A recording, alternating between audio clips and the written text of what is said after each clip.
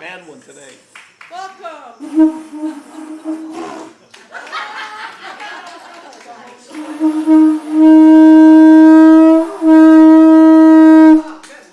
All right. Well, I got it. The lips a little out of sync, I guess. Welcome to the Best of Monologues for 2023. We have a packed lineup for you, and I think you're going to enjoy an awful lot. Many of you do know that Monologues is associated with the Theater Guild, and unfortunately we lost a member of our staff, of the board, this past week on Tuesday, and I've asked Neil to come up and say a few words. Neil Cowan, for anyone who's and it's your wife Judy.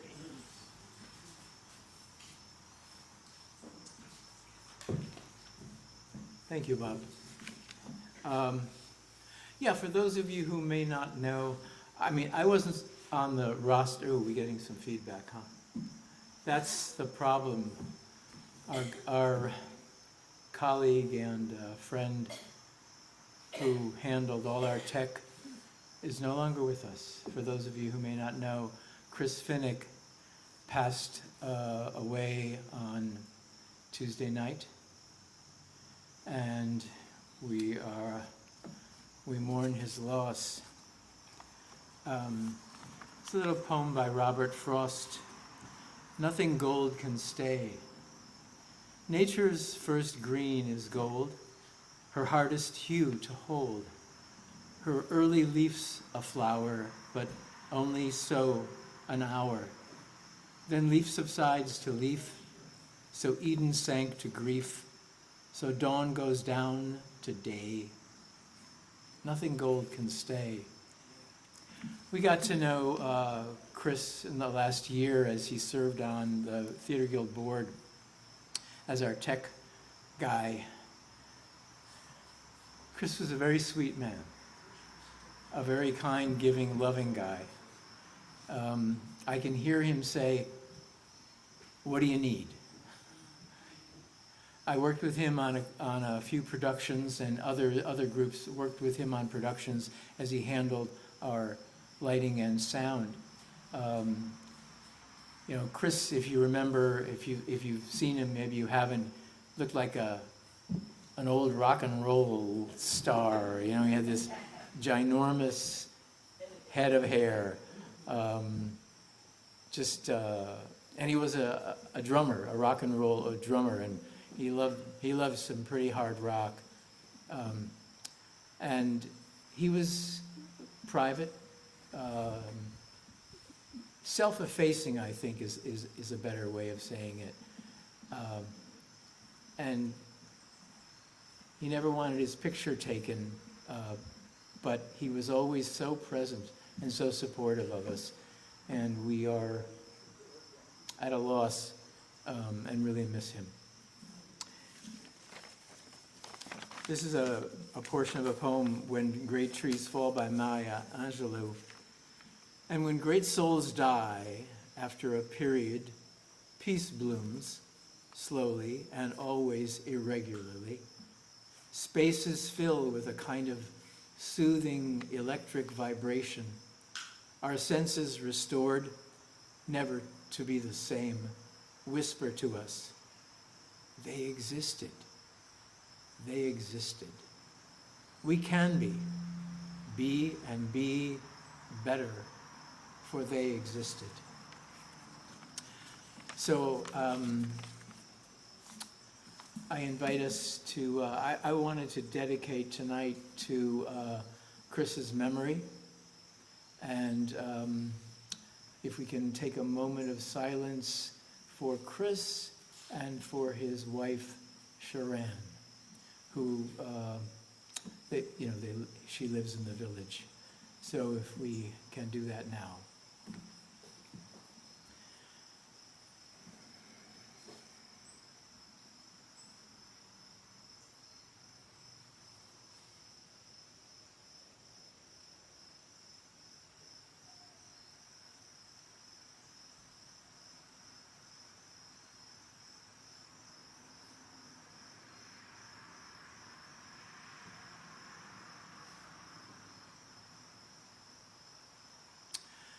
And so thank you. I also want to let people know, for those who may or may not know, tonight is Rosh Hashanah, the first night of the Jewish high holiday. And it's a holiday a period of time where we clean up old mistakes and wounds over the week. And we say, may we be inscribed in the book of life for next year. And so we say that as well. Thank you. Thank you, Neil. Thank you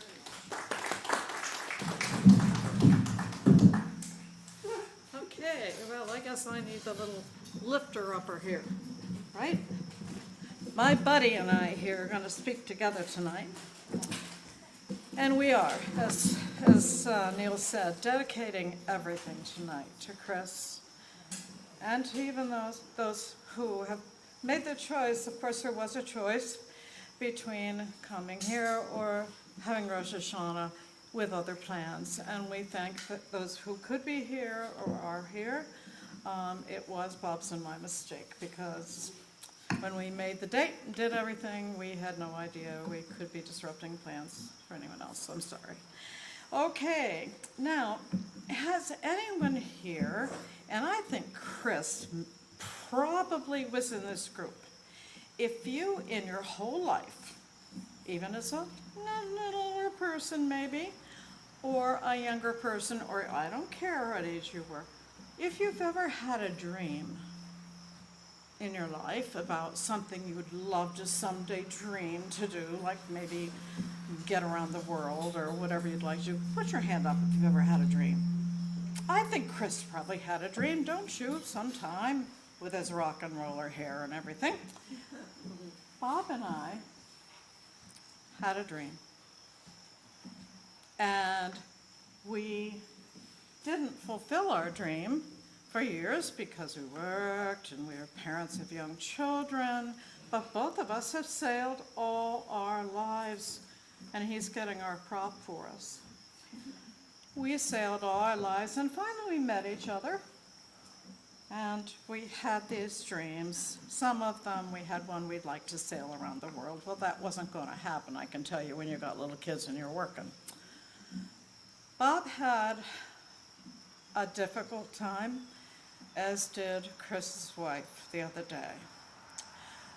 When Bob was a young man, his father, who was about to retire in June, and he was a high school principal, had a sudden passing with a heart attack.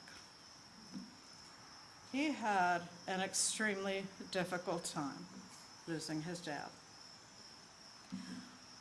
As Bob and I went through life together, we sailed together, did a lot of things. One of our dreams was that we were going to make sure we were going to sail where we wanted to sail before, God willing, anything happened to either one of us. So we retired early, both of us. We hung it up, we said, we have, gosh darn it, and we're getting on that boat. And off we went to fulfill our dream. Now, Bob, you better tell them what happened with that dream. Well, we'd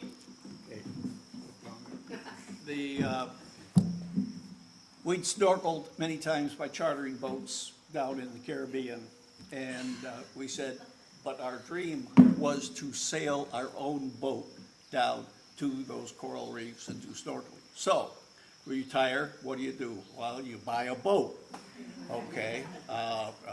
We bought that in the spring of 2001, and by the fall of 2001, we started sailing south. 1,800 miles later, we were in the Bahamas,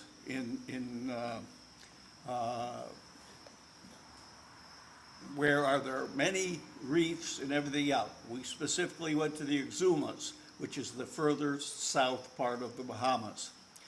And we pulled into a cove off the main body of water there, Exuma Sound. and we saw a reef. We said, "There's our first reef. Let's go snorkeling." Threw out the anchor, got everything there, got our snorkeling gear on, jumped off the boat, and guess what? There were about 30 or 40 barracuda singing around, swimming under our boat. We said, "This is our dream. We want to do this." So, taking kind of a little deep breath, we swam out around. Well, first we said, "You got it, Barracuda. You keep the boat. Yeah, We're going yeah. snorkeling." We did our snorkeling. We had fulfilled our dream. I mean, we would continue to do this and everything else like this. And then we came back to the boat, and guess what? The barracuda were still there. Okay, we very carefully went back to the stern of the boat and crawled up on the boat, and then picked up our anchor and went to the anchorage for the night. It wasn't until our second trip to the Bahamas that we were told that there are two kinds of barracuda. There are the great barracuda, which are large ones with big teeth, hang on the surface, they're loners, and then there's another called schooling barracuda. So I guess they were holding school there, but, so I guess we weren't quite as brave as we thought we were. Okay. These were little guys. They Yeah. were maybe only a foot long, foot and a half. They weren't very big, and they were in a school, and they were just learning. And so we've seen a lot of them, but our dream did come true. And we went back to the Bahamas twice more and sailed 50,000 miles. About that. Except we have to say we weren't cheating because we did have our yellow lab and our kitty cat on board with us. Yeah, So crew. there were 4 of us. All right. Okay, for our next presentation, we're going to have a reprise of the skit that Georgeann and Herb did for Roller Coaster of Love. Okay, Georgeann will get in position, threw her cane beside herself. Okay, Georgeann, when you're ready, take off. So if you need to move to come this way to see better, go ahead and do it. Lasts about, I think, 9 minutes.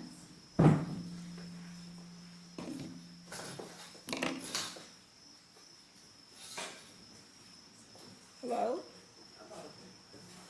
No, this is my office number, but that's all right. Is the dentist positive about this? I really don't want to have a root canal. Can't he make this problem go away? All right. This has already been a bad week for me. Let's just get it over with. Friday? Friday at 10. See you Friday.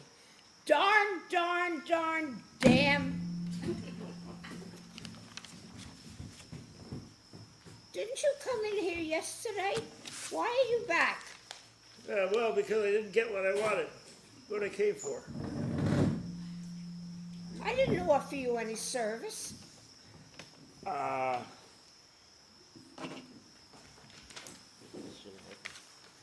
Well, let's see here. I wasn't. That's my complaint. I don't know what you want. Do you have a question? Yeah, this is the senior dating service, right? So I'm a senior. Where's the service? No, that's down the hall. What's the motto of your dating service? You may be old, but you don't have to be out of date.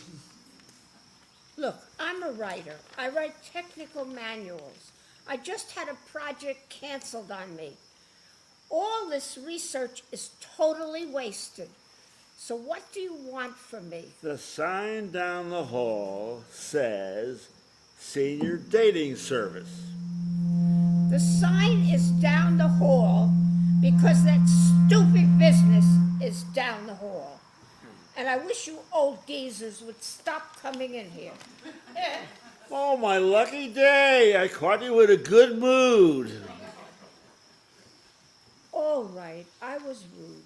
Take my apologies and go.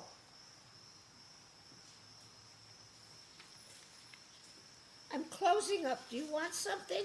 Yeah, let's go out and have a gin and tonic. I don't even know you.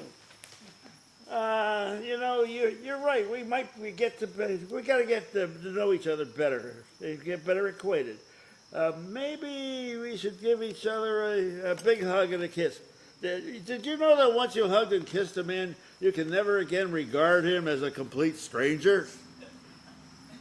I think you're getting stranger by the minute.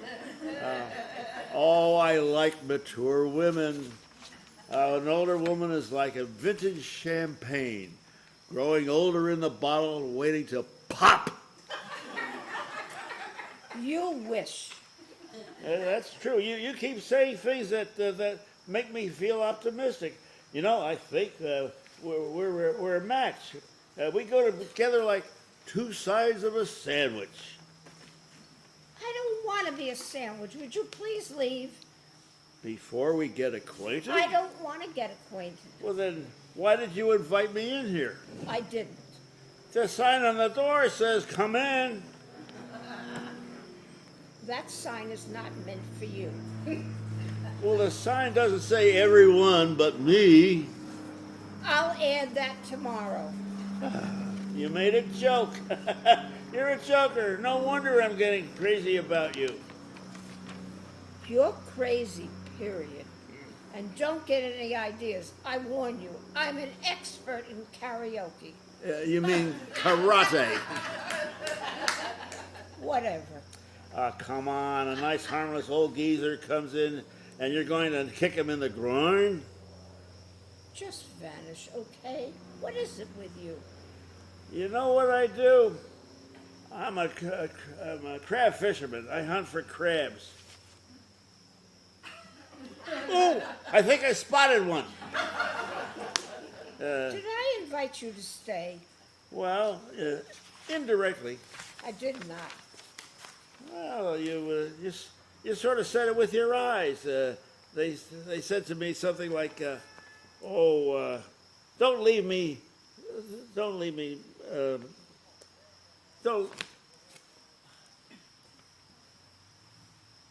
look, oh, good grief, holy my, I'm having trouble reading this script. I hope you folks will have patience with me. You don't leave me alone look is what you gave me.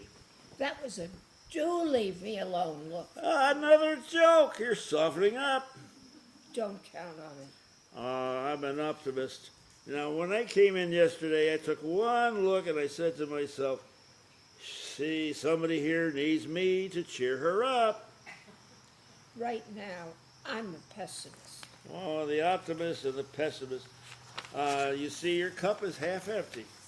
And I see yours is half cracked. Well, at least you notice me. We're finding more and more in common every moment. What are you, some recruiter for an optimist club? My name is Stanley O'Brien. Now, you can call me Stan. And I'm not really a fisherman. What I am is a senior fitness consultant. I know you can't tell by looking at me, but I'm hard as steel under. Be careful, you're too old for that. Yeah, you softened me up. I'll try to do the same for you. Can you bend over and touch your toes? I can hardly lean over and wave at them. Yeah, me neither. Are you showing off for somebody? Honey, I'm sure trying. Well, quit before you hurt yourself. Yeah, maybe a good idea. Would you like to go out for a gin and tonic? I don't think so. Look, Stan, I've had a hard afternoon. Stan? Oh, I hate to tell you this, but my name is Olive. Ah, I don't believe it. You mean we're Stan and Ollie? That makes us Laurel and Hardy. Remember them?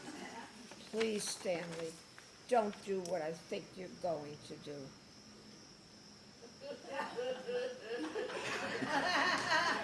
I don't know what you mean. That's no improvement. Yep. Did you hear about the old Indian woman, medicine woman, who lay dying in her teepee, and the tribe gathered around, hoping to hear her last solemn words? And her ancient eyes suddenly opened. She looked up at them and said, "Why did I take everything so seriously? You gotta have fun. Take a chance. If life hands you a lemon, make him dance." I think that might be a good idea. Look, I'm not usually so grouchy, but the publisher canceled my project. I'll probably have to give up this office, and the dentist wants to do a root canal on me. Oh, I've had one. They're not so bad. Dental work is not what it used to be. Neither am I. Maybe you need to snuggle on Grandpa's shoulder. Now, Ann Landers once took a survey, and she found that 67% of women prefer to snuggle. Grandpa, what are you up to? Why are you behaving this way with a total stranger? You're not entirely a stranger. You never saw me before yesterday. Oh, yes, I did. My workplace is 2 floors up, and I've seen you in the elevator. You're always too preoccupied to notice me, but I definitely noticed you. You're giving me more Irish malarkey. No, the only thing I lie about is my age. Then I'll do the same. Now you're talking. Now we might as well enjoy our golden years. The golden years can be very worrisome. I'm older than you, and I'm not worried. Yes, but you're not sane. May I ask you something personal? Do you like being an older person and looking for companionship? Let's not go into that. It's not easy, is it? No. I think you know what the scene is like at our age. You join a group to meet older men, and the only ones who attend are older women. It's hard to meet mature women at night because they don't go out at night unless they're with somebody, and my night driving is not what it used to be. You finally go on a date. You hope for long conversations, but the old boy can't hear half of what you're saying. And then, every time things get interesting, one of you has to go to the bathroom. That's me. To be honest, I'm like an old sports announcer. I talk a better game than I play. You're right. I just don't want to face it. I'm old and washed up. Kids would rather play with other kids. Women won't sit in my lap, and if they did, they'd probably break both my legs. I didn't mean to upset you, Stan. I've made a decision. Is that gin and tonic offer still open? Oh, yeah! What changed your mind? Well, I said to myself, I'm not getting any younger, but Grandpa here is older than I am. So what the hell? Very philosophical. Besides, a man who quotes Ann Landers can't be all bad. I feel a need to talk. Do you engage in normal conversation? I can try. Let's try it downstairs. There's a nice bar right off the lobby. Good. You've had a hard day today, and you could use a quick pickup. I think that's what I just experienced. Later, if we get tired, we can go up to my place or yours and take a nap. You are an optimist, aren't you? Not a chance, huh? I don't know. I haven't had that gin and tonic yet. Hey, Ollie, it really works great. What does? Your senior dating service.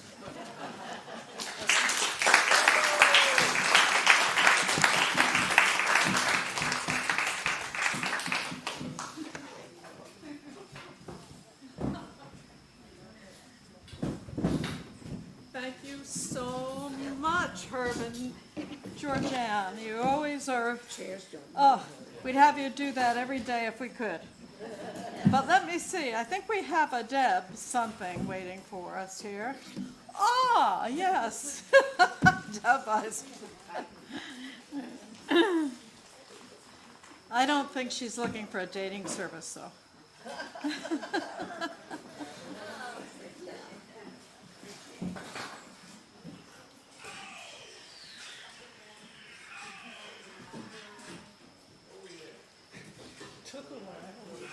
Thank you so much. You may or may not need this. Now, I have a soft voice. Can you hear me? No, we gotta fix it. Is there any? What, is it any better? All right. I want you to close your eyes and pretend it's 3 months from now and winter has come. We received about 2 inches of snow yesterday, and at 8 a.m. I made a snowman. 8:10, a feminist passed by and asked me why I didn't make a snow woman. 8:15, so I made a snow woman. 8:17, my feminist neighbor complained about the snow woman's voluptuous chest, saying it objectified women everywhere. 8:20, the gay couple living nearby threw a hissy fit and moaned it could have been 2 snowmen instead. 8:22, the transgender man, woman, person asked why I didn't just make 1 snow person with detachable parts. 8:25, the vegans at the end of the lane complained about the carrot nose, as veggies are food and are not used to decorate snow figures. 8:28, I was being called a racist because the snow couple is white. 8:30, I used food coloring to make one of the snow couple a different color and be more racially inclusive. 8:37, then I was accused of using a black face on the snow person. 8:39, the Middle Eastern gent across the road demanded that the snow woman be completely covered. 8:40, the police arrived saying someone had been offended. 8:42, the feminist neighbor complained again that the broomstick of the snow woman needed to be removed because it depicted women in a domestic role. 8:43, the Council on Equality officer arrived and threatened me with eviction. 8:45, TV news from ABC showed up. I was asked if I know the difference between snowmen and snow women. I replied, snowballs.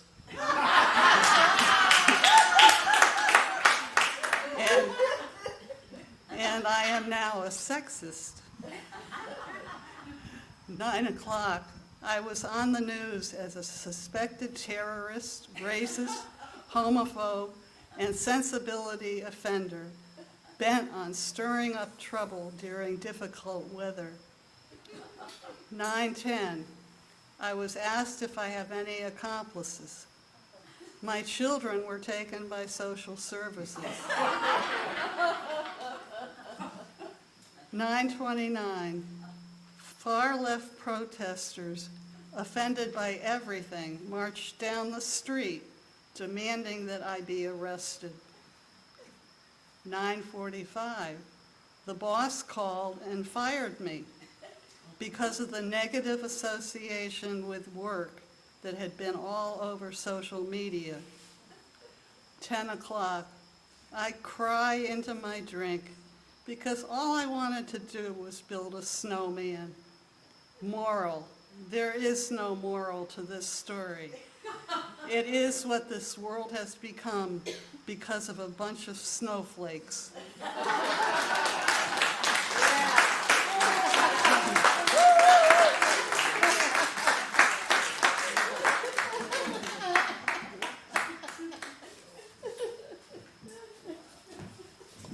Thank you, thank you, thank you. We will see snow, maybe this year, but maybe not. Our next presenter is Carol Burgess. Thanks, Mom.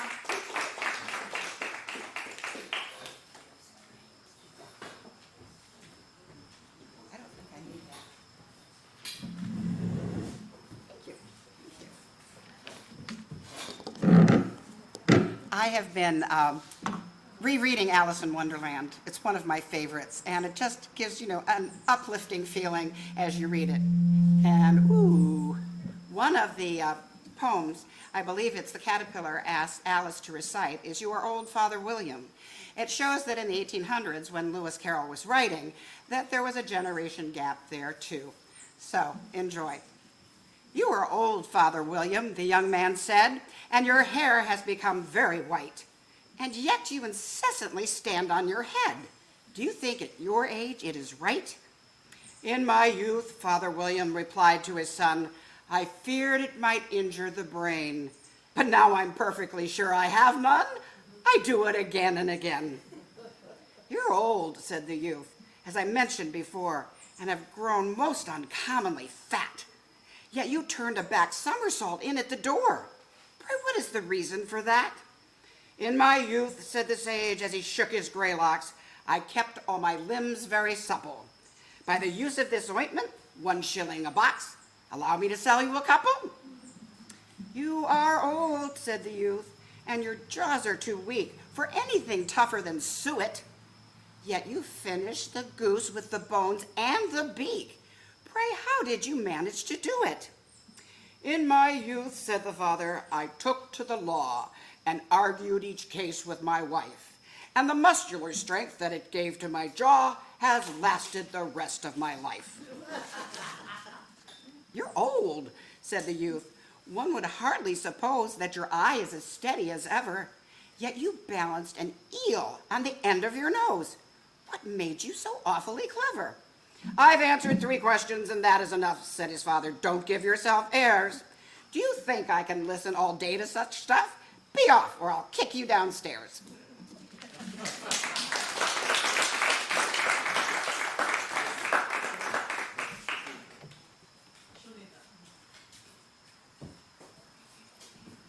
Our next presenter is Connie Adamski. And Connie, I think I'm going to put this here.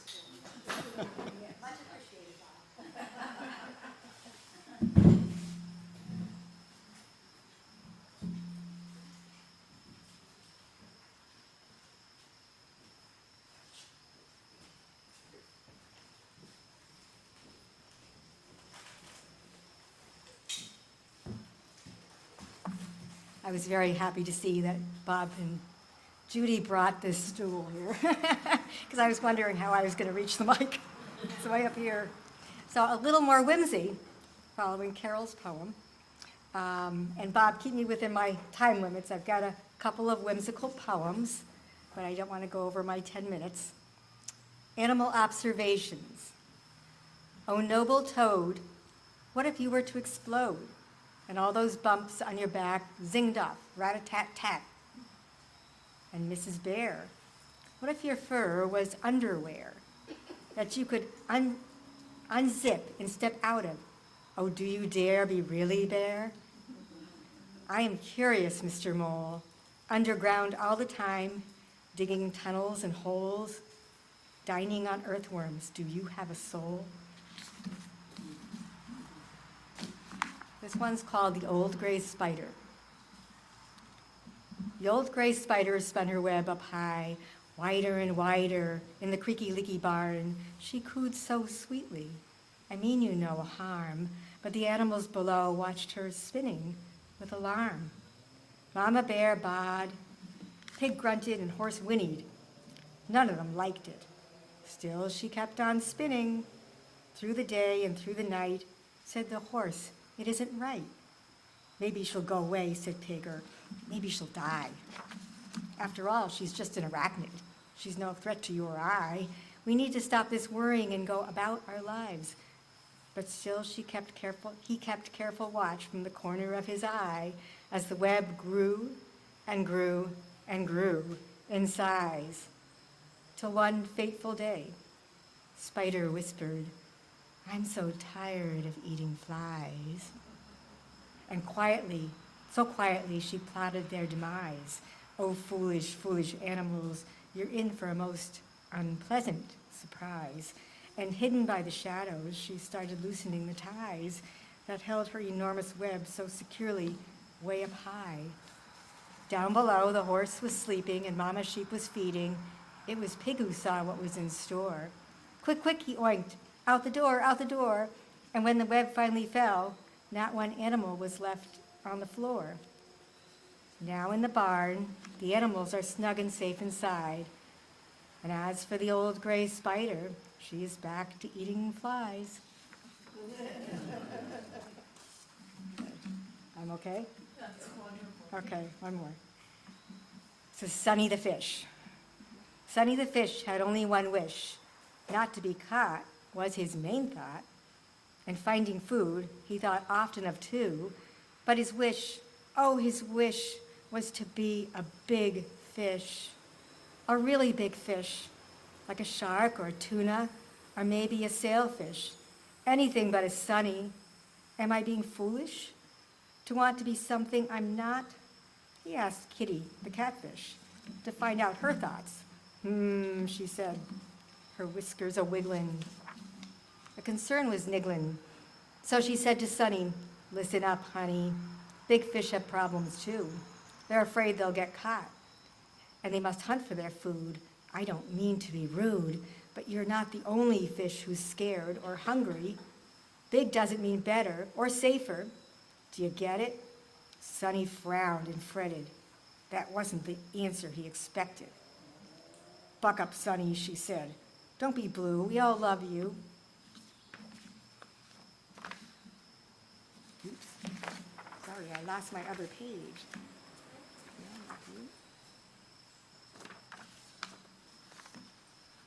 You don't have to be big or glittery or glam. Just as you are, you're the man, I mean fish. Then she blew him a kiss, and away she swam, leaving Sonny to examine his dilemma. Sonny pondered and postulated. He debated, am I fated to always be so small and nondescript? Finally he quipped, I am still a special fish, no matter my scale. You don't have to be a whale to be loved. And so ends this fish story. Sonny had his moment of glory. Kitty had hers too. And a lesson hitherto, no matter your point of view, your size, shape, or skew, just be happy you are you.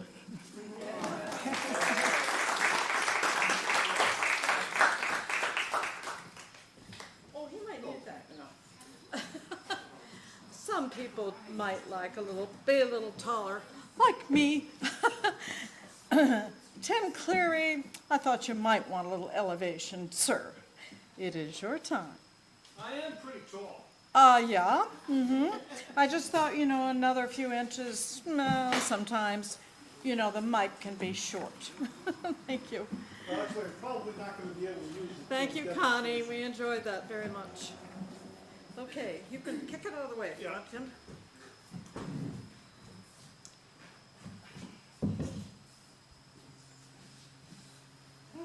Today I have a presentation on the vanishing art of knibbling. Vanishing because there are fewer and fewer master knibblers, like myself, in the world today. And art because this is not magic, it's not an illusion, it's dedication, it's hard work, and above all, talent. Knibbling is also vanishing because of the implement that is used in the knibble. and that implement is the wire hanger. Back in the day, you could go into almost any house and you would find a plethora of wire hangers. Today, most houses don't have a single wire hanger. I've been through most of the buildings here, and I have not seen a wire hanger. As I look out among all of you, I do not see a wire hanger. Luckily, I have one hanging from the back of my pants. Note that the wire hanger has been bent into a diamond shape. I am now going to extend my index finger and drape the hanger from it. This also works with your middle finger, but when I say I will now extend my middle finger, it sends the wrong message. I am now going to step back momentarily, and I'm going to spin this wire hanger on my finger without it sliding off the finger and without using my other hand or other appendage. Bob, by other appendage I meant my arm.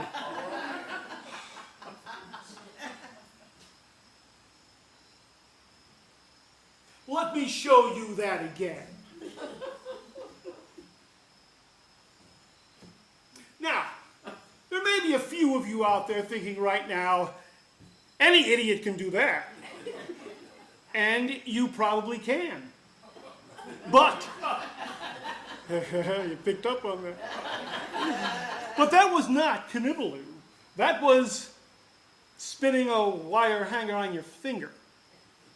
For knibbling, we add a second item, and that is the penny. Now, as a master knibbler, I have knibbled with all manner of coinage. But especially for beginners, the penny is recommended. And the reason for that is, as a beginner, you could have pennies flying all over the place, unless, if you lose a couple of pennies, at least you haven't lost all your sense. Oh, knibbler humor, it's great. Penny. Now, yes, Miss Judy. Yes. Would you please check the hanger and make sure it has not got sticky stubbins or anything on it? And check the penny, there's no holes in it or anything like that? Thank you. I am now going to attempt to take and balance this penny on the hook of the hanger. Impossible, you say? Well, for you it probably would be.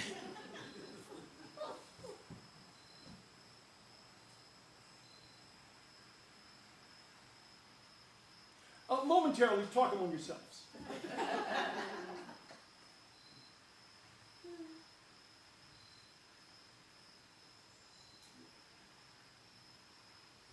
I have now balanced the penny. Thank you, yes. Nice to get some applause now because this may not work. I have now balanced the penny on the end of the hook. It'd be nice that I could say this was the end and you have seen the knibbling. But oh no. I will now spin this hanger and stop it from spinning without the penny flying off. Wow. Impossible, you think?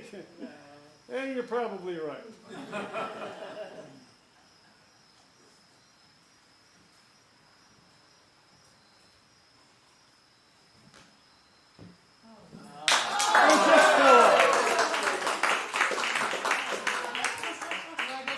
You get to keep the penny. Thank you.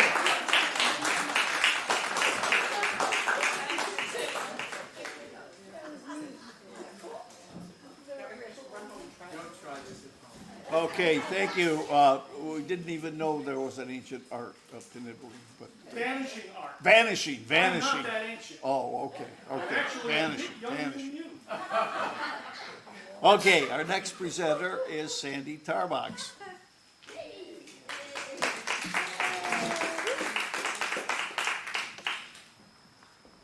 Thank you very much.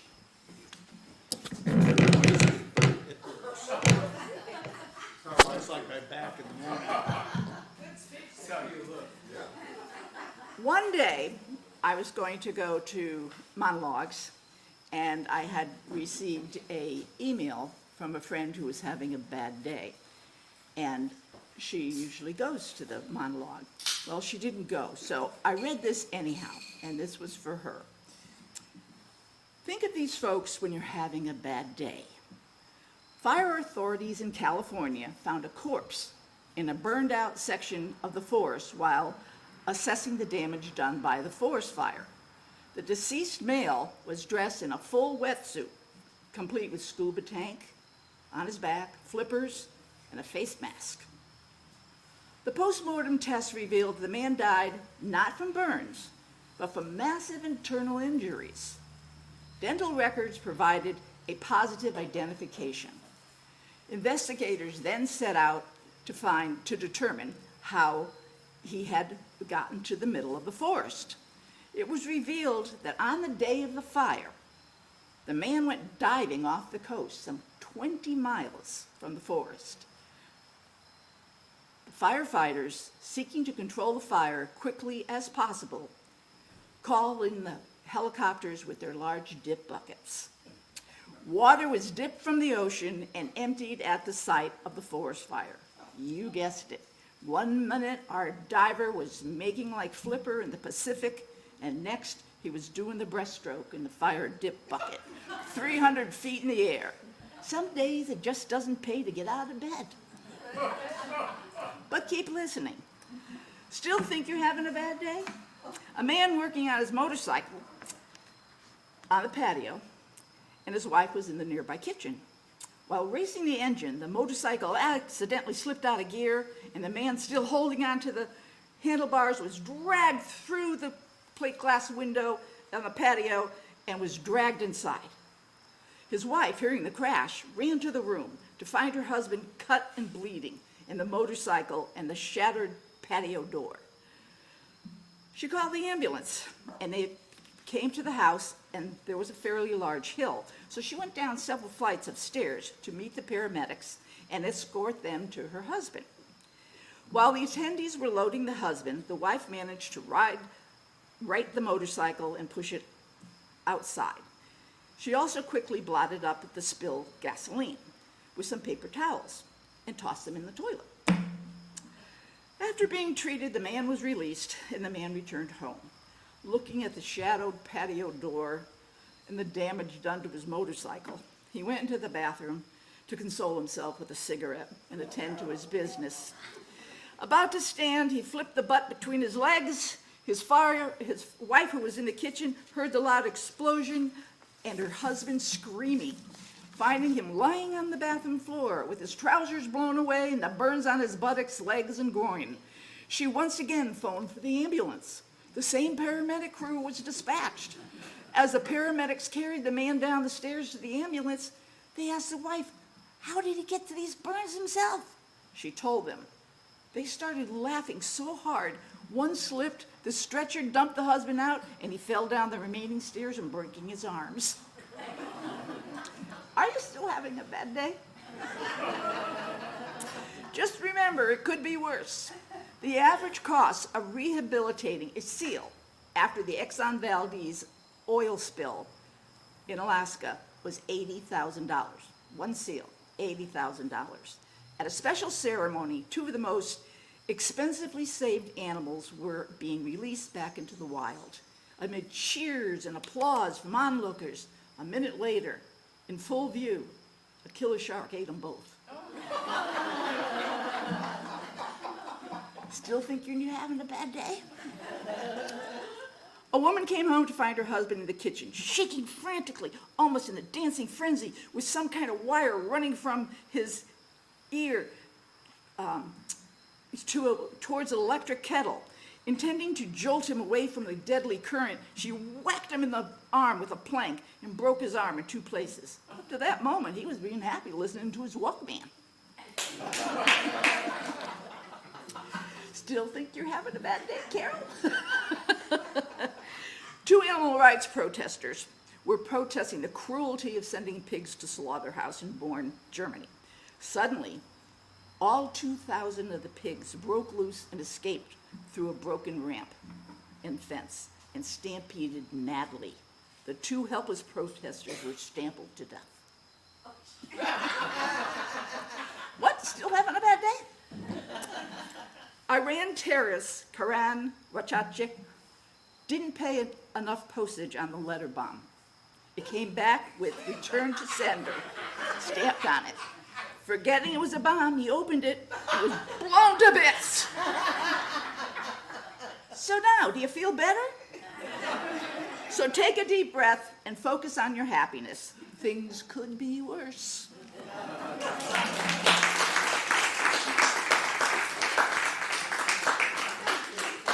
Oh, Sandy, you made us all so joyful. Now, where is my Rona? She's so diddle, I'm trying to find her. There she is. Rona, would you like the box? Stand up. Let me see it all. I'm 5'2". Oh, I'm 5'1", so here we go.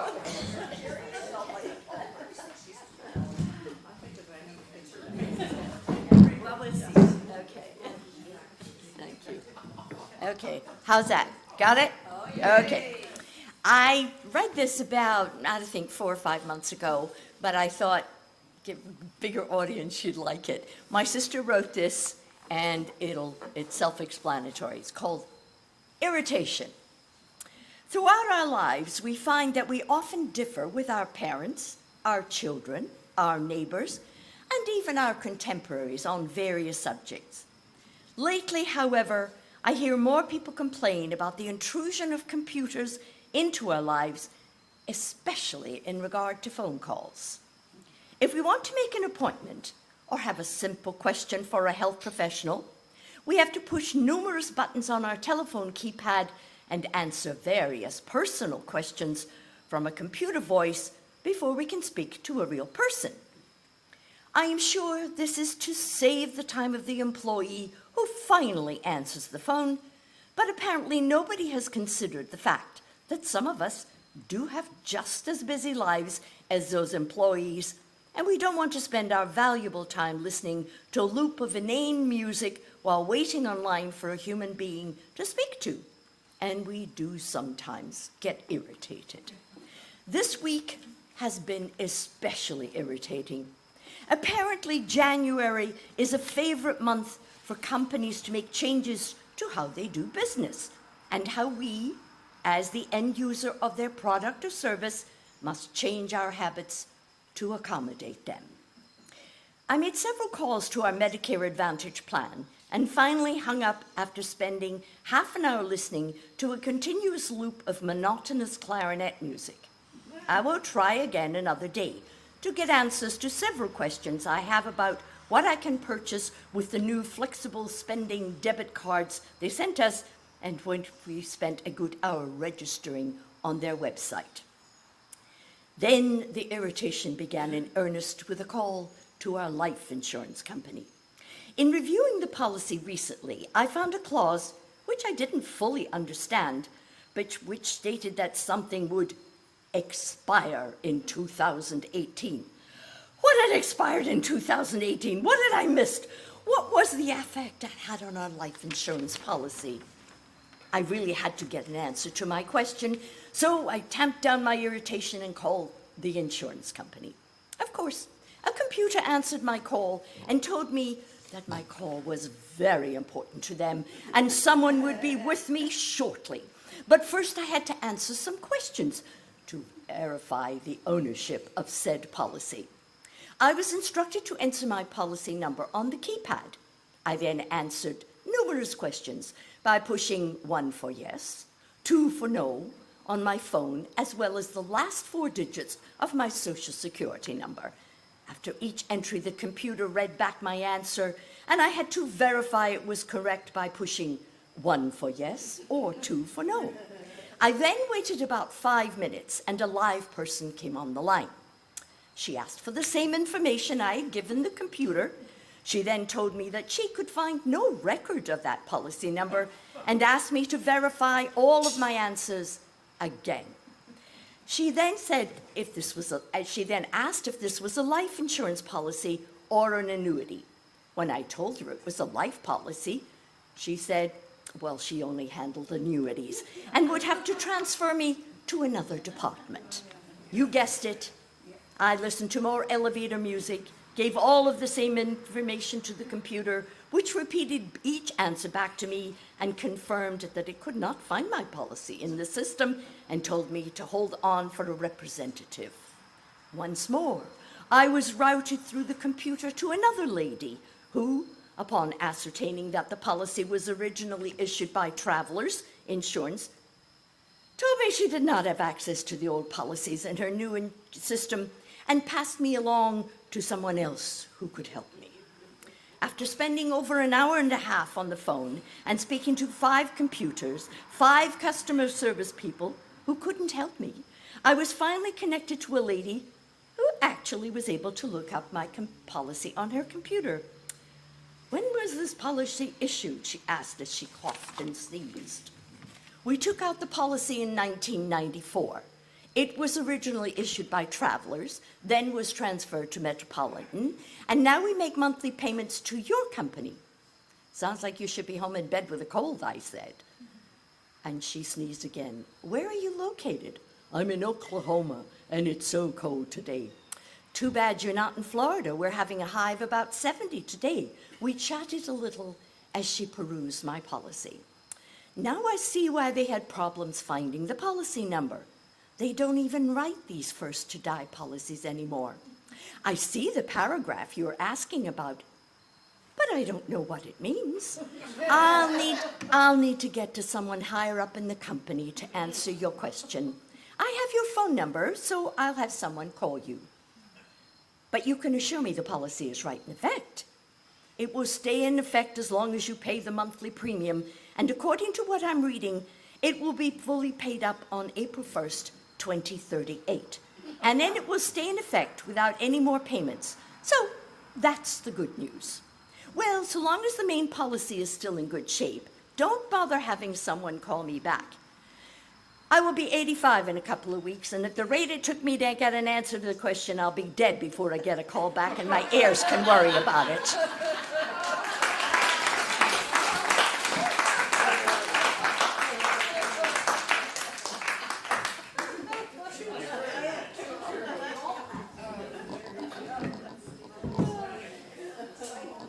Okay, I understand we're going to visit yesteryear. Ox, come up, please.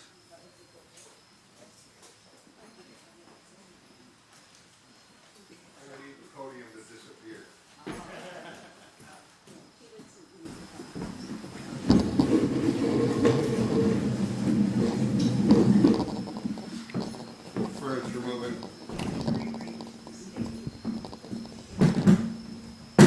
Ox, can I put a microphone on your shirt if you can move around? Yeah, no, it'll get ripped off. Alrighty then. It's gonna be a silent movie then. That's yesteryear, I guess. Here's your captions. A lot of people over the years have wondered what is the most dangerous job in the world. And some people would think a combat soldier, fireman, policeman, a tightrope walker between 2 buildings without a net, or an alligator wrestler. But they would be wrong. The most dangerous is what I'm going to show you in a second. And it's a Bob Newhart piece. It's not mine. Here it is. I am a driving instructor. And this is a car.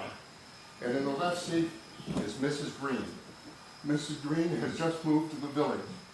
She's 77 years old, has never had a license because she lived in Queens. And so she's taking lessons to learn how to drive.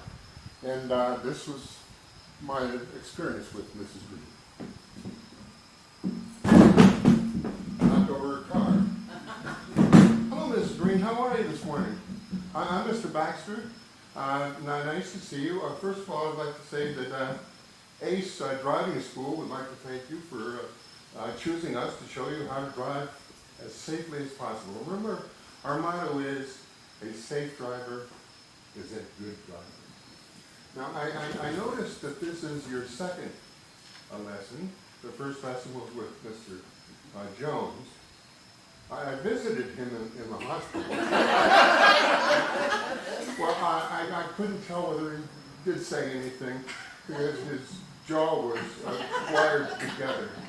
Well, comfortable? Yeah, I think as comfortable as somebody could be in a full body cast. Now, I just have one question.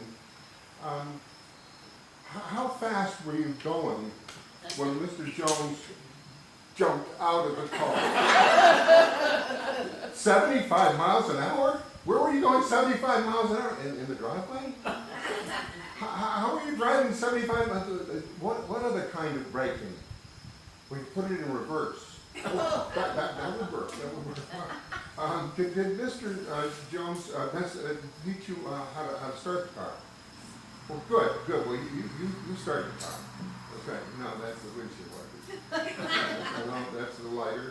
No, that's the heater. It's 85 degrees. We don't mess any up. Okay. Well, can we turn the heater off? Good. Thank you. And the windshield wipers? Good. Very good. You don't need cigarettes. That's fine. The key to starting a car is the key. A little joke. I know, it's not that funny. Just turn it. That's very good. Very good. Okay, now we're good because we're not in a driveway. We're on the side of the street, and we're going to pull out into traffic. There isn't much traffic, which is a good thing. And what do you do when you pull out into traffic? That's right. You look in the mirrors. Very good, very good. And then what do? The directional signal. Wonderful, wonderful. Okay. Now, here we go. We're going to just turn the wheel a little bit and step on the gas a little bit and move out into the traffic. Here we go. Ready? And don't stop! 18 wheels. No, don't cry. I know you're upset. And I know you're nervous. I'm nervous. We're both nervous.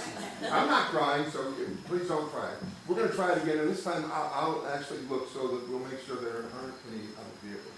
Okay, there's nobody. Okay, here we go. And nice. Now just accelerate. There you. Very nice. This is green. Very nice. Very nice. Okay, now just because the wheel can go this way, you don't have to do this the whole time. You can hold it straight. That's it. The horns, yes, I hear the horns. Don't worry about it. I think it's Horn Day or something like that. Yes, same to you, buddy! He was having a bad day, and don't worry about it. No, I noticed that the horns did stop. That's because we're driving down the median. Maybe if we get back onto the street, it might help a little bit. Okay, you signal and I'll launch again. Nobody's coming. Here we go. Okay, over the curb. Here we go. Oh, nicely done. Now just hold the wheel straight. We're in the left lane. And that's wonderful because we're going to try turning. Now the key to turning is to just ease your way around the turn. Now you see the stop light up there. When we get to it, it probably will turn green and red a couple of times because you're only going 5 miles an hour. Maybe if you stepped on the gas a little bit, we could go a little bit faster, not 75, but a little bit faster. And when it turns red, what do? Very good, very good. No, not now. No, we have to wait until we get to the light. Okay. So ease your way to the light. Thank you. Oh, good. Now, it will turn green pretty soon. And we're going to ease our way around. Now, first of all, what do? Directional signal. Very good. Now, the cars may be stopped or waiting for their red light to change, and you're going to have to go around them, okay? There it goes. It's green. Ready? Let's go nice and easy. No! Stop!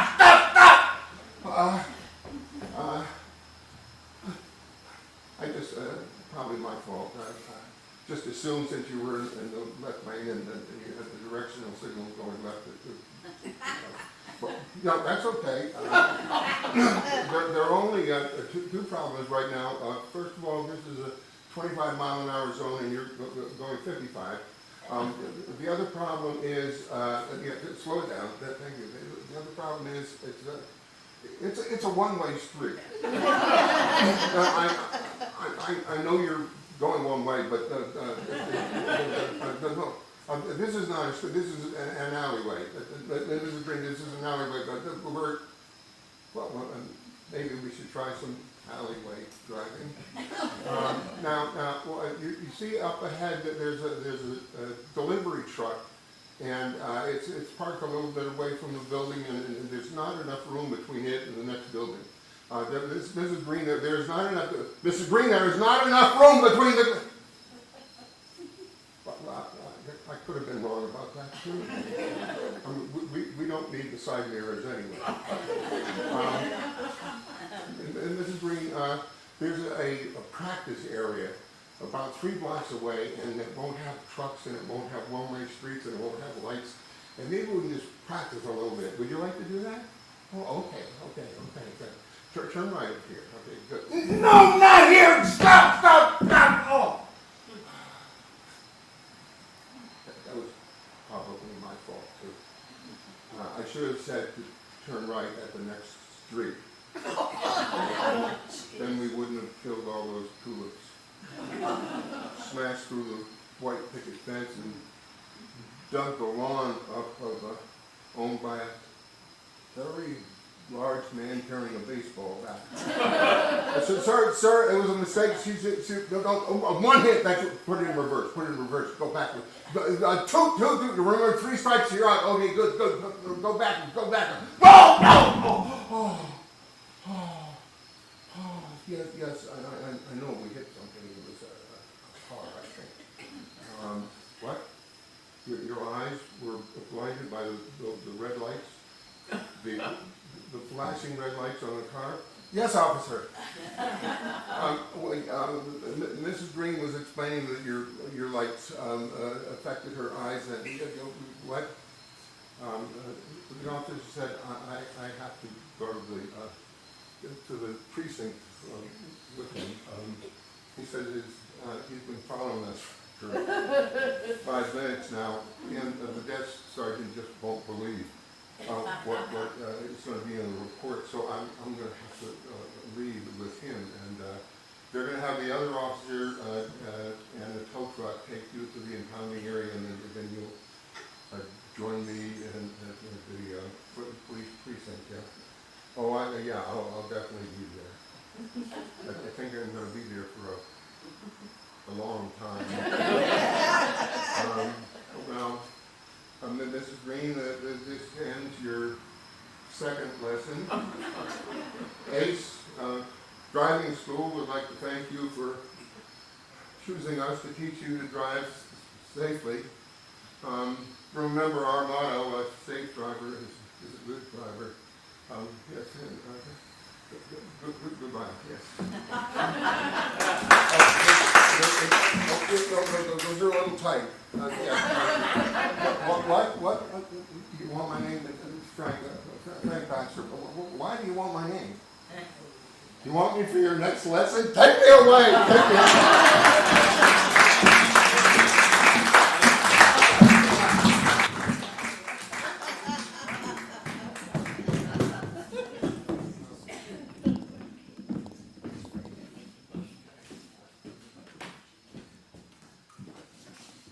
Okay, our next speaker, who had a earlier skit, Georgeann Colin. And now, she's solo. You like Stay, Kay, stay.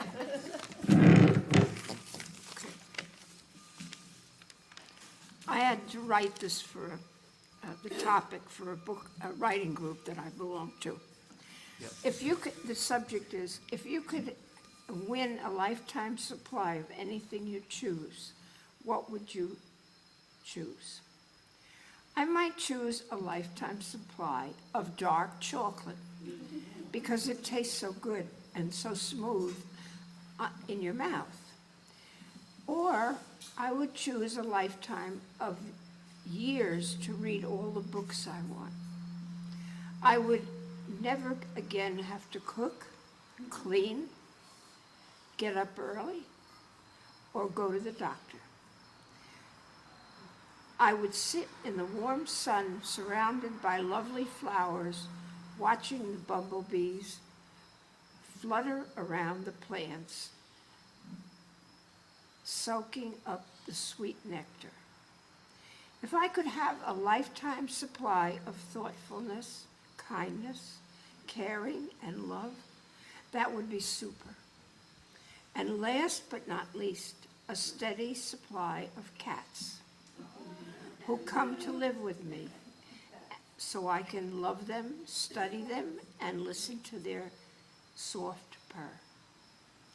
I already have a lifetime of shoes and earrings and necklaces and other creature comforts. I don't need any more of those. A lifetime of warm air, sun, ocean sounds, birds singing would be wonderful. And on a comical note, this is a true story.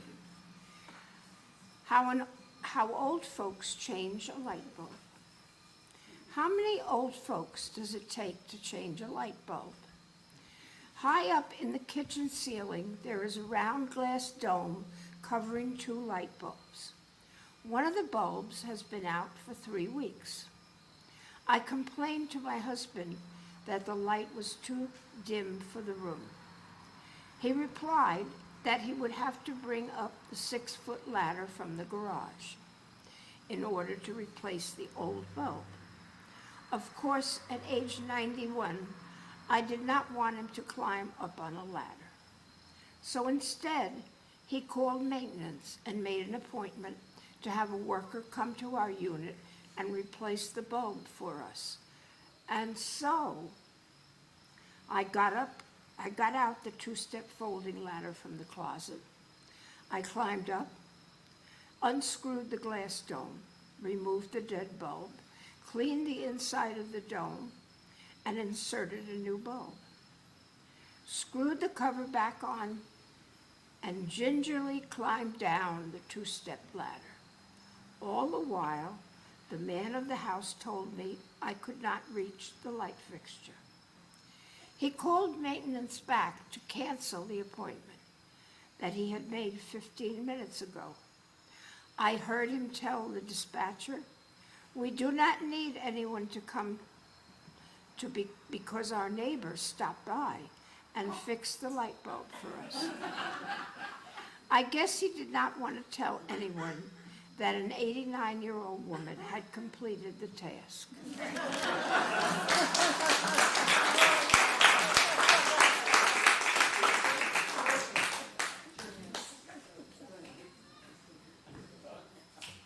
Okay, when she was younger, she did some things that maybe some of us wanted to do.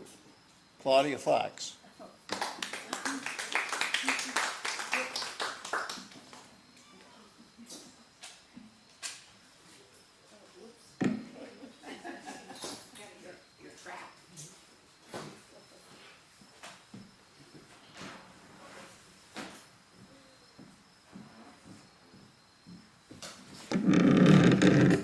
I hate that sound. Anyway, does it work? Does the microphone work? Okay, great. Well, I had a sailing experience, but I must say it was nothing like Bob and Judy's. Well, once I had a friend named Kathy. Kathy was a sailor and had just bought a 28-foot navy blue sailboat from someone in California and had it shipped across the country to St. Thomas. She and I knew each other from the single days in New York City. One day, I got a call from her, and much to my surprise, she asked me to go on a 6-week sailing trip with her through the islands in the Caribbean. I told her I really have no experience sailing.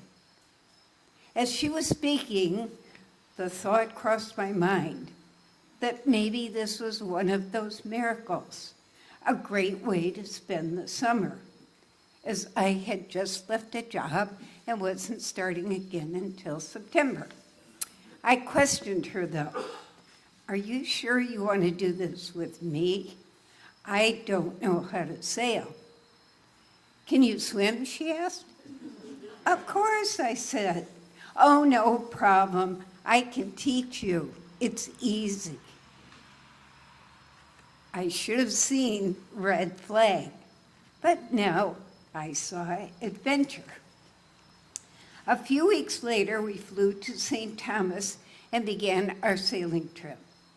As we boarded the sailboat, I felt tinges of fear, but promptly dismissed them because I knew she was a sailor.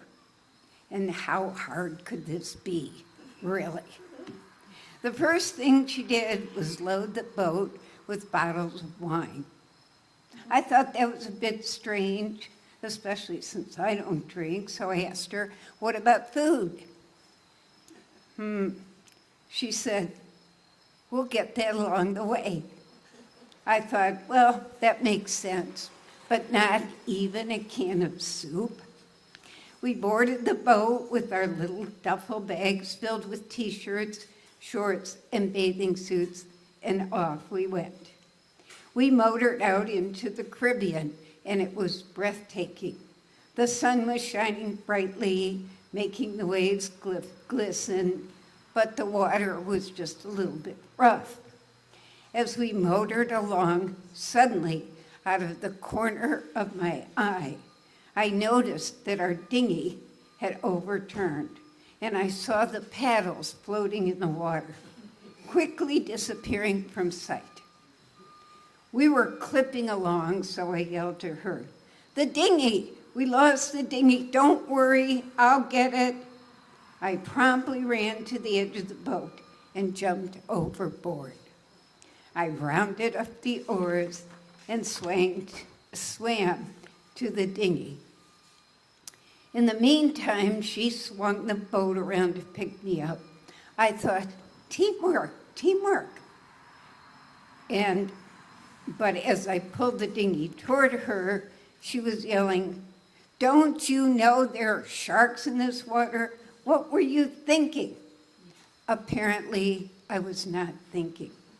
But that was my first sailing lesson. I don't think it ever got better. Kathy loved her wine, and although she was pleasant when she was drunk, I began to wonder what on earth I was doing on a sailboat in the middle of the Caribbean with a mostly drunk friend, not even knowing how to sail. This thought occurred to me many times throughout the entire trip. The first stop was Club Med in Martinique. We dropped the anchor and rowed the dinghy to shore. As you may or may not know, Club Meds are party-hardy places, and there are so many fun activities.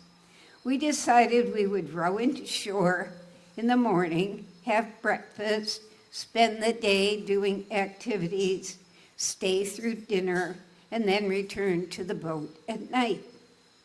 Every morning we started the day by playing tennis. We were both avid players.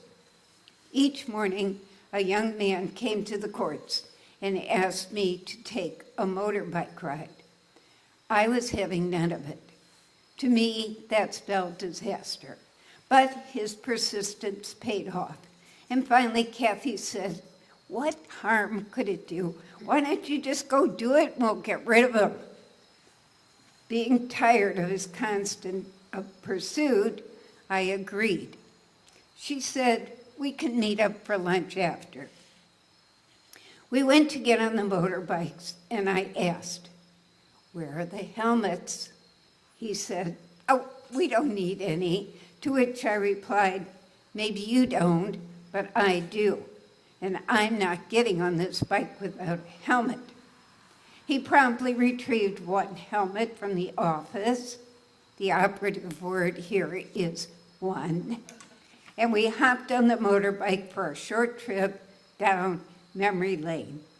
As we pulled onto the driveway, I could see a long, winding road sloping down, and at the bottom of the hill was a big, long brick wall.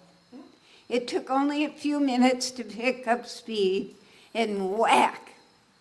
After hitting the brick wall and being thrown, we lay at the bottom of the hill next to one another. The ambulance sirens were soon blaring. I honestly thought he was dead. Fortunately for me, I had insisted on wearing that helmet, and unfortunately for him, he decided not to. He was taken by ambulance to a helicopter that airlifted him to the nearest hospital. And then he was flown back to his home in California with a neck brace on a stretcher. I never heard how he fared because I really didn't know him or how to contact him. But I assure you it was serious. I was only left with a purple thigh, which fortunately looked much worse than it felt. Always interesting for a spur-of-the-moment conversation. We continued on to St. Lucia, Barbados, St. Vincent, and back to St. Thomas, which included other harrowing experiences, like island men approaching the boat, storms at sea, and boat guests, for a further monologue. After the trip, Kathy and I parted ways amicably, but what I did find helpful was that when I returned, I just happened to start dating a young man who was a sailor, and I could say I was one too. I would just like to share one more quick thing, and I've suddenly absolutely forgotten it. You know, the brain just doesn't work the way it used to. Yes, I had a dream. That's what I wanted to share. I actually had a dream that somebody was in a group and they won the lottery, and they gave each one of us $18 million. I just dreamt that this week, so.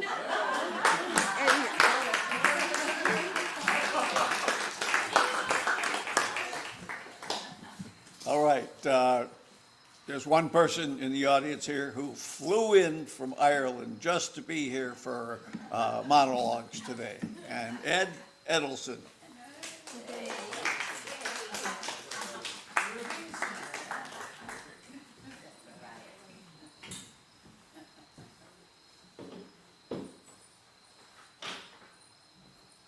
So busy setting up the camera, I forgot that I actually had something. So probably, am I the last one? No. Oh, okay. Well, I was just going to say, I was going to talk about a dream I had, follow up on your dream. My dream when I was younger was to be a farmer. And some of you have heard some of my stories about how I ended up the summer of my junior year in high school on a farm in upstate New York. And you might remember that I had some great advice from my grandfather, and I also almost lost the whole dairy herd on the first night. And things really went downhill from there over the next 4 or 5 days. On the Saturday, the first Saturday, we got some good news from the farmer, Farmer Ken, that Sunday would be a day of rest. We found out that on Sunday what that really meant was that we would still get up at 5:30 in the morning. We still had to bring the cows in from the local pasture. We needed to wash them down, we needed to milk them, and then take them out to the far pasture before sitting down for breakfast. Not what I would call a day of rest. But at breakfast, we were asked by the farmer, his wife, and their 2 children, or if we wanted to join the farmer, the wife, and their 2 young children for a picnic and a day at the nearby lake. Now, I was not there alone. I was there with another student who was trying to be a farmer. And I sort of knew him from high school. It was pretty coincidental that the 2 of us were together. I didn't know him well, I just knew I didn't like him.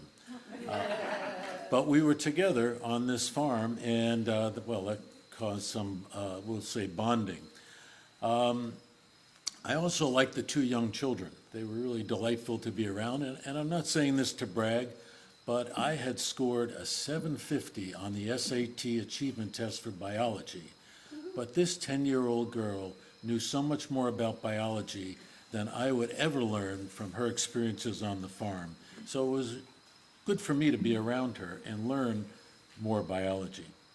Now this other gentleman, or this other student, his name was Mason, and although we had intentions of resting that day, as soon as the family left, we got busy to figure out how the hell we were going to get out of this place. We looked at each other and we just said, we can't go on like this. He is working us to death. We are exhausted. I thought I was losing my mind. I was fainting at various times. Mason, the other young man, to his credit, was on the case in a flash. He was making collect phone calls to figure out how we could get home from this place that was far away. I should have mentioned, we were from Long Island. We were in very far upstate New York, up by the St. Lawrence River. We really had no idea where the hell we were. But he made these phone calls, we found out about the bus schedule, and he put his plan together so that by the time the family arrived back from their picnic, Mason was ready to go. He had a plan that was simple and direct. He would just tell Farmer Ken it was not working out for us and we had to leave. Farmer Ken should take us both to Watertown, the nearest town, where we would be delivered after he had we'd all milked the cows, and he was taking the milk to the dairy in the morning, and there was an 8 a.m. bus that we would catch to New York City. So after the milking was done on Sunday night, Mason and I approached Farmer Ken. Since Mason was older, I let him do the talking. Actually, I was scared to death of Farmer Ken, especially when I thought about how violently abusive his words were to his wife when he came home every night drunk as a skunk. Mason was great. He was my hero. He delivered the words perfectly, and much to my relief, Farmer Ken agreed and said he understood. It seemed so easy. When Farmer Ken left, I congratulated Mason on his great work. And then Mason said something to the effect that he was not sure that Farmer Ken understood that the deal applied to both of us. I disagreed, and Mason told me I really better make sure. Well, although I still did not like Mason that much, the idea of being on the farm without him was terrifying. I caught up with Farmer Ken and mumbled something about Mason speaking for the both of us. "Oh no," he said, "you're working out just fine. In fact, I was thinking you might want to stay on afterwards and live with us. Maybe take over the farm someday." I was dumbstruck. I saw visions of my senior year in high school just disappear. There went my senior prom. There went graduation. Then Farmer Ken made some allusion to marrying his daughter. All I could see were images of marrying Sam from Little Abner chasing me up after the altar. Although I did not respond, Farmer Ken seemed to think he had made his point quite clear, and he walked away. I ran to find Mason. I'm not sure if I was crying, but I was pleading for my life. "Don't leave me here alone." Mason agreed he would find a way. We still had some spare time on our restful Sunday, and during that time, Mason and I agreed that we would run away that evening, or that night, and somehow make it to Watertown, which again, we weren't even sure where that was, and be on the early bus to New York City before Farmer Ken could catch us. At about 2 a.m., we put on our clothes. Actually, we put on 2 layers of clothes. Our good clothes were on underneath our farming clothes in case they got muddy during our escape. Soon we were down the driveway and trying to hitch a ride. Not much traffic at that time of night, but before we knew it, a car stopped. Out jumped 2 highway patrol officers. They asked for identification. I started to drop my pants, the outer layer, to get to my wallet. This created quite a stir and some interesting comments. In retrospect, they were looking for somebody or somebodies, and we were not them. Off they went without even asking if they could be of any help. We decided at that point that really vehicular traffic was pretty minimal, so we would hide in the woods until the sun came up. Then we were back out hitchhiking and very quickly got a ride with two young men. In retrospect, I think these were the two somebodies the highway patrol officers were looking for. I was losing confidence in our plan. They both looked like killers to me. But they dropped us off in Watertown, and we quickly looked for a place to eat and hide out until the bus was ready to go. We found a diner, but there was a sign on the door, closed for July 4th holiday. Our stomachs groaned, but then Mason realized it was more serious than missing a meal. The bus schedule would be for weekends and holidays. There was no 8 a.m. bus. It was more like a 9:30 bus, and that gave Farmer Ken much more time to milk the cows, take them to pasture, and drive into town to drop off the milk before coming to hunt us down. For several hours, we hid in the bushes across from the bus station, watching for each pickup truck that would come, and surely one of them was going to have Farmer Ken inside. He never came. We ran out to the bus at the last possible minute and slunk it far down in our seats as possible so no one could see us from the road. The bus ride from New York City to Watertown had been a nonstop charter. The public bus riding back to New York City was a local, and it took forever. We didn't have much money, so we couldn't really eat. We arrived at the Port Authority building in New York City and literally had to jump the turnstile to take the subway to the Long Island Railroad station so we'd have enough money for the ticket back to our local communities. We pooled our remaining funds so that we could buy the 2 tickets. Mason got off at a station before me, and I never saw him again. When I got off at the station, I had no money left. My house was about a half mile away from the station, and I was exhausted.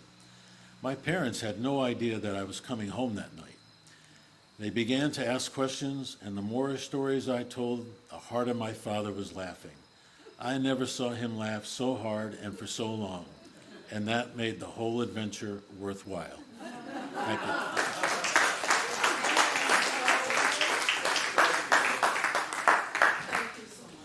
Okay, one more. Patti Churko. She's here. Do you want this removed? Or are you going to talk from it? I'm going to talk from it, but could it be back a little bit? Yep.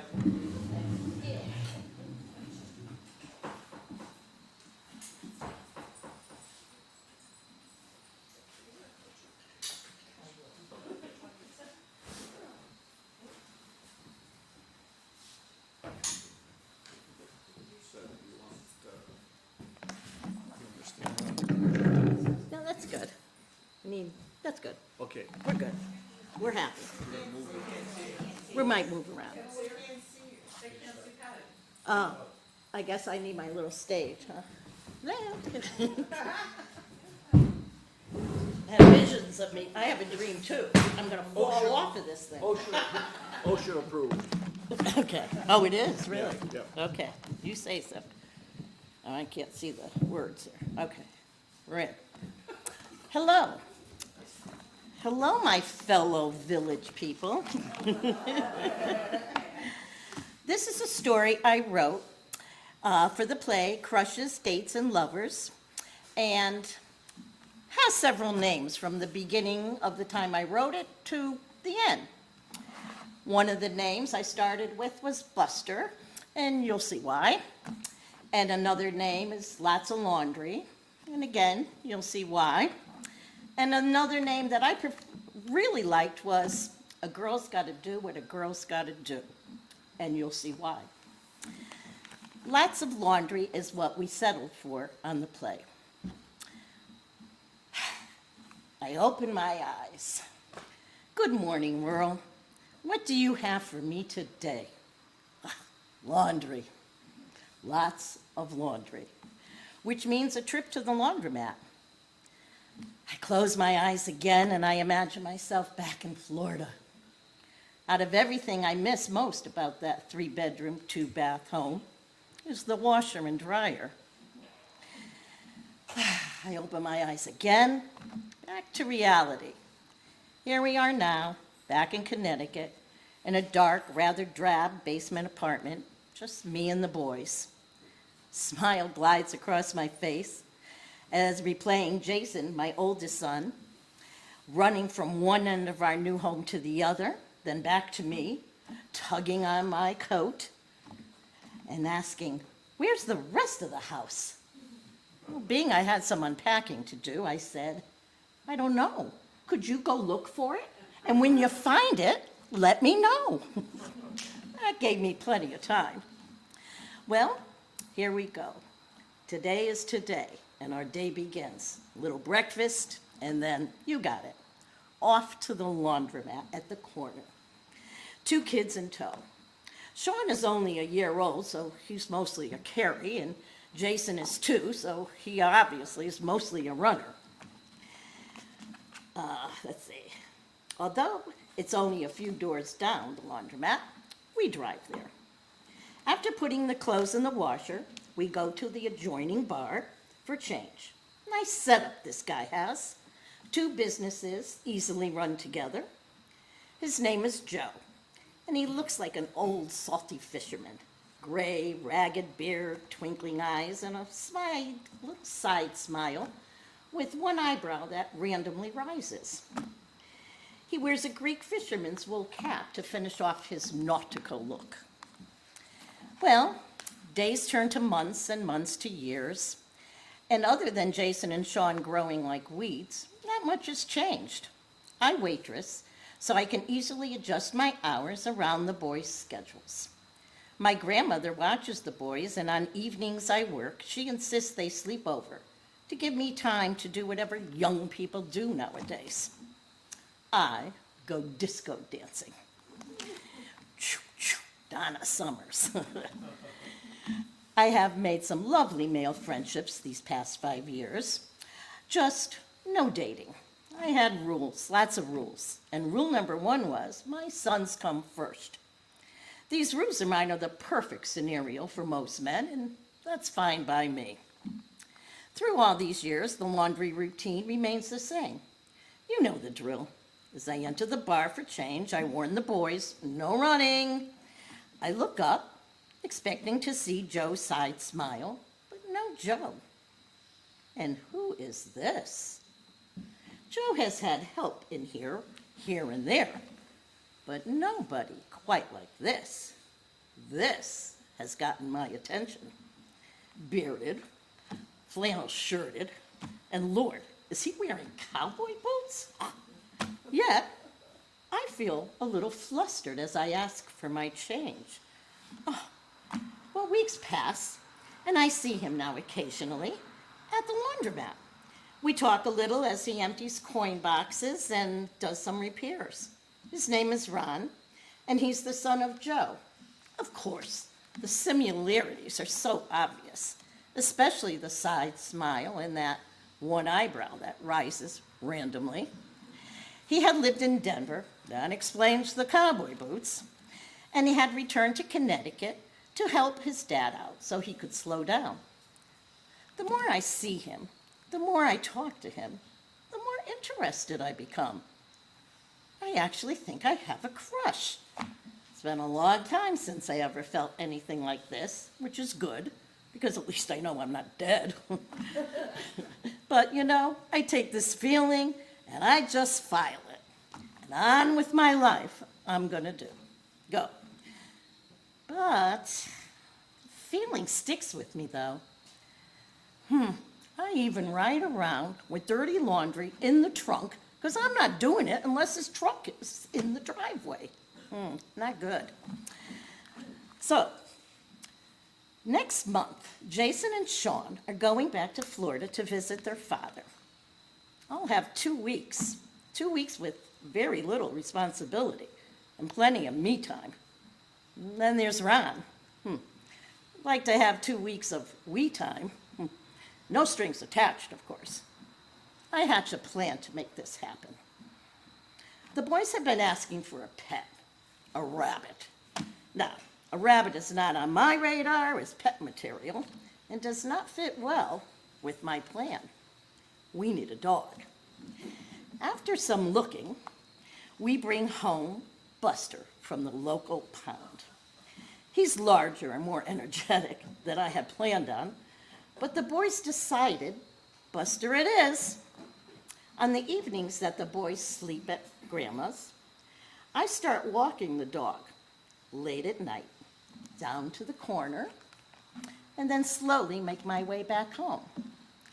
I see Ron's truck leaving the lot and turns left, away from us. Buster and I, we have work to do. We need him to turn right. The next night, Buster and I hug the hedges that line the laundromat and bar parking lot. Oh yeah, I'm hiding in the bushes. I hear Ron's motor start. Lights, camera, action. Buster and I start walking slowly back home. I might have a little wiggle going too, as so does the dog. But, well, he turns left again. I have a few days to rethink my plan. So on the 4th attempt, I give Buster a pep talk. No more rehearsals. No more hiding in the bushes. Tonight is the night. So I cross over to the other side of the street, where I wait on the corner there. And I see the bar light go off, and I can hear the door shut, and the keys are jingling. And as I hear Ron's truck start, he pulls forward, and as he stands idling at the edge of that driveway, we slowly make our way back, walking right in front of the car, letting his headlights illuminate our every step. As I'm walking home, yes, with a wiggle, I hear the engine behind me, and I see the lights. He turned right. I stop in front of the steps. Excuse me. I stop in front of my steps to give my wonderful dog a good pat and a back scratch. And the truck stops, and the window rolls down, and our longest conversation begins.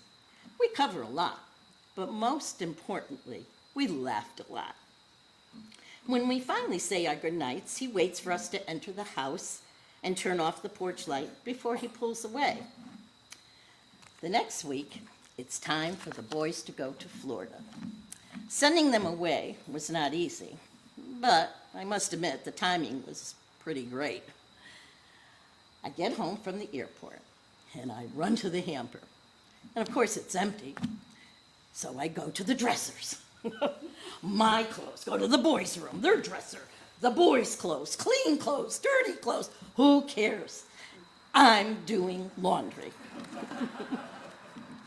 Next stop, into the bar for change. Ron asks where the boys are. I explain their 2-week vacation, hence my 2-week vacation. I head back over to the laundromat and I pop the clothes in the washer. Now what I say?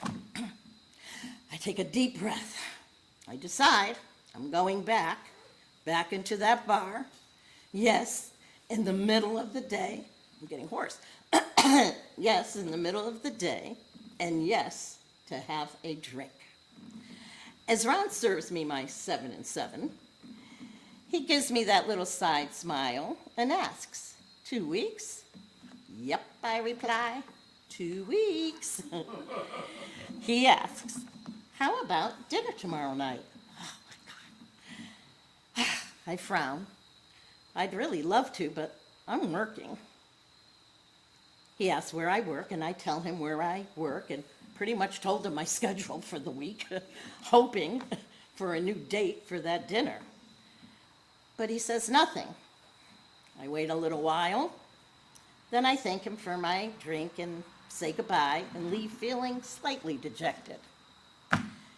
Now, Friday nights are busy at work for me, and usually I have a lot of fun. But I'm still a little bummed that I did not lock down that dinner date. The hostess informs me that another customer is seated in my deuce. That's a table for two. And I look over. I can't see who it is. The menu's up high. I look again and I see a flannel shirt. Look down. I see cowboy boots. Okay, I can play this game. I go over to the table and he pretends not to notice me as he buries his head in the menu. Then at that side smile, he looks and says, I thought since you couldn't have dinner with me, I would come and have dinner with you. Good move. And I will have, he said, the largest steak. And don't forget, bring a doggy bag. Buster deserves a good treat. Now, not quite the end of the story. Ron and I married 4 years later, but no dating. I had rules, less and less rules, but I always had at least one rule left. Joe sold his business and retired and spent most of his days on his boat.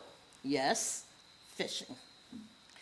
Buster chose to live with his Labrador soulmate on an actual farm, and he was replaced by a cat named Bunny. Sean and Jason grew up to be fine young men with large life stories, all of their own. Thank you.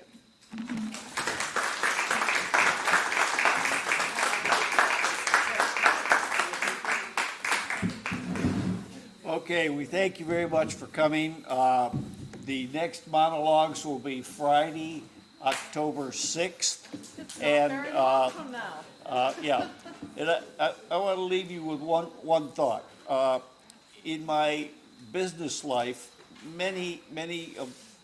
most of my customers were physicists, and some of them didn't have touch with reality and so forth. I hope there are none of them in the room here today. But I do have a favorite physicist. He's an astrophysicist named Neil deGrasse Tyson. And just happened to see him on a rerun of The Late Show with Stephen Colbert the other night. And he made a statement. It made me think. He said, you know, our area of knowledge continues to expand.